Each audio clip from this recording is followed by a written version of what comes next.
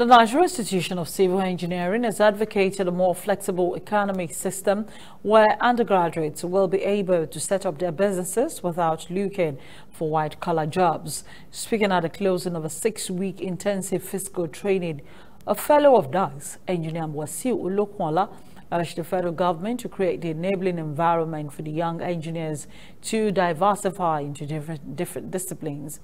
Olokwala stated that the contribution of civil engineers to economic development while enjoining government to always incorporate professionals in policy formulation cannot be underestimated.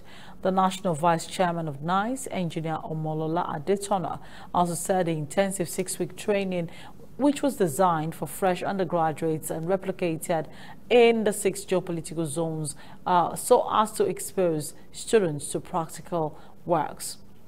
Some of the participants at the training program on structural design of a typical low-rise building to BS 8110 called for more practicals that will help students get exposed to real work from the outset.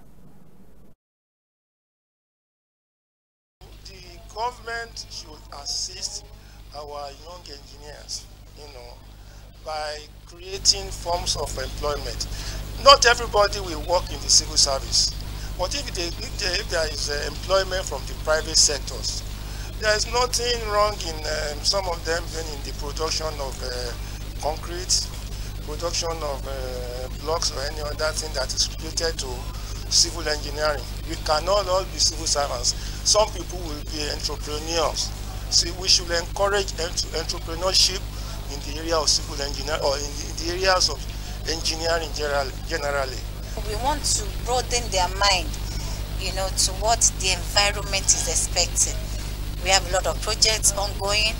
We're looking at sustainability of our environment. When these projects are constructed, what happens afterwards? We need to sustain the environment. We need to make sure that our infrastructures are developed and improved with time as the population develops. So there's a lot of work to be done, and we need to impact on the incoming generation or the present generation to know what it is. You finish from university, they take you to site, they just throw you up and okay, start supervise. Why can't you supervise when you don't know? But if you have this kind of training, it's kind of prepare the student. I get him for the challenges ahead. You can go to site and, to be honest, always you don't get the best from the classroom, the way you want it. They try their best also to give you what they are capable of. But you need this kind of training to complement what you learned in the classroom. Going to the university or polytechnic to spend 4 or 5 years may not be enough if you are not really being equipped with the right kind of knowledge. Industry-based knowledge. You may not completely or effectively say you are an engineer doing engineering stuff in the society.